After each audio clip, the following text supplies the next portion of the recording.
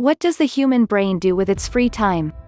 A team of neuroscientists at the Washington University School of Medicine in St. Louis wanted to find out, so they recruited a few dozen people and asked them to sit in PET scanners with their eyes closed, leaving their minds free to wander. Many suspect that left unconstrained, the brain's activity will vary unpredictably, those neuroscientists wrote in the 2001 study paper that detailed their findings. But their PET scan data argued otherwise.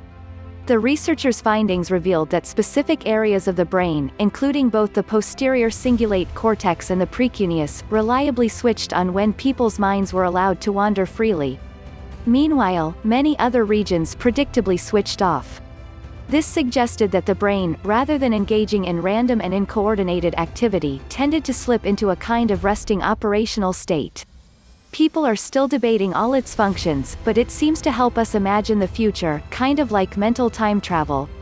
While they acknowledge that identifying the baseline state of a system as complex as the human brain was a difficult task, the Washington University team more or less claimed to have done just that. They called this baseline state the brain's default mode network, DMN. Since then, follow-up research efforts have attempted to elucidate the DMN's function and utility. Those efforts have yielded some fascinating insights into the role the DMN plays in mental health, and also, possibly, in mental disorders. But experts say that the more they learn about the DMN, the more it defies tidy explanations. People are still debating all its functions, but one seems to be to help us imagine the future, kind of like mental time travel, says Scott Barry Kaufman, a professor of psychology at Columbia University and host of the Psychology Podcast. This future conceptualizing function may help with some planning and decision-making processes, but it may also contribute to anxiety, which tends to involve worries about what's to come. Kaufman says that areas of the brain involved in memory recall also light up when the DMN is active, which suggests that in order to imagine the future, the brain relies on its past experiences.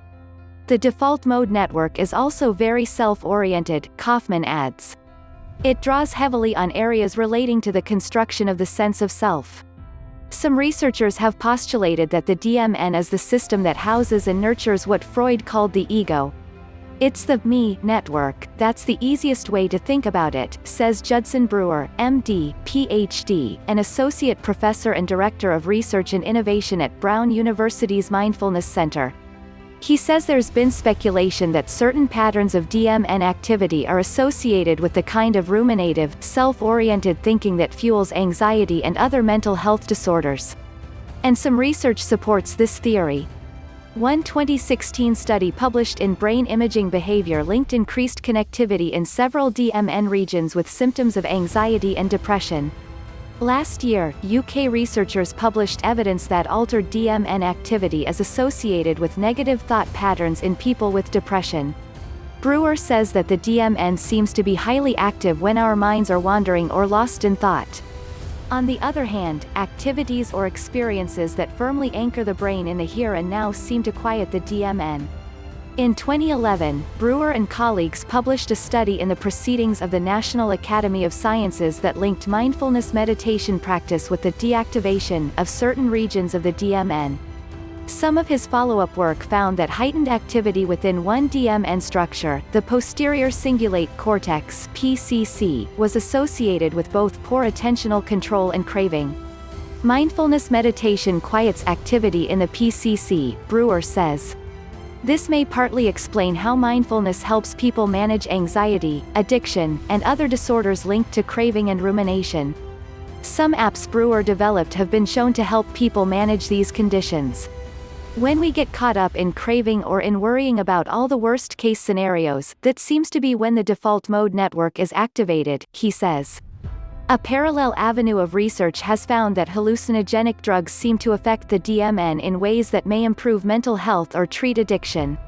Studies have shown that ketamine, LSD, and psilocybin, the psychoactive compound in magic mushrooms, all decrease elements of DMN activity, says Manoj Das, a postdoctoral research fellow at the Johns Hopkins Center for Psychedelics and Consciousness Research. These findings have fueled speculation that deactivation of the DMN promotes the feeling of interconnectedness and ego evaporation that many people say they experience while taking these drugs. Research from Doss's group at Hopkins has also found that psilocybin decreases symptoms of depression and anxiety in people with terminal cancer, and that the mystical experiences it occasions can help longtime smokers quit. While all of this is fascinating and great fodder for speculation, Doss and others say everything to do with the DMN is messy. Every drug people have studied, from magic mushrooms to alcohol, seems to be associated with decreased default mode network connectivity, so that doesn't tell us much, he says. At the same time, Doss says that the studies linking depression and anxiety to patterns of heightened DMN activity are inconsistent and selectively include or ignore a diverse collection of brain structures. The default mode network is involved in all kinds of things, and the hallucinogens we've studied don't seem to impact it super selectively, he says. I think a lot of things you read about the default mode network are kind of picking up random bits that go with a certain narrative while completely disregarding a lot of the research.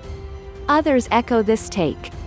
There's this narrative that meditation quiets the default mode network, and that's a great thing because then we're not stuck in our own self-narrative, but that's overly simplistic, Kaufman says. Some research has found that elements of social interaction, specifically, intuiting what other people are thinking and feeling, seem to rely heavily on the DMN. While there are times when worrying or getting too caught up in self-referential thinking can be harmful, Kaufman says daydreaming can also be constructive. Research has linked mind-wandering with creative insights, learning, and other helpful mental processes. I'm pro-mindfulness meditation, Kaufman adds. I think it gives us greater awareness of our thoughts and greater ability to decide where to direct our attention. But he says that to label the DMN as all bad, or to point to it as the root of depression or other forms of mental disorder, is not supported by the existing science. While the DMN seems to be involved in mental processes that can become dysregulated, that doesn't mean these processes are inherently pathological. I think all we can really say about the default mode network today is that it has a lot of functions, and that some are quite positive, Kaufman says. Not all minds that wander are lost.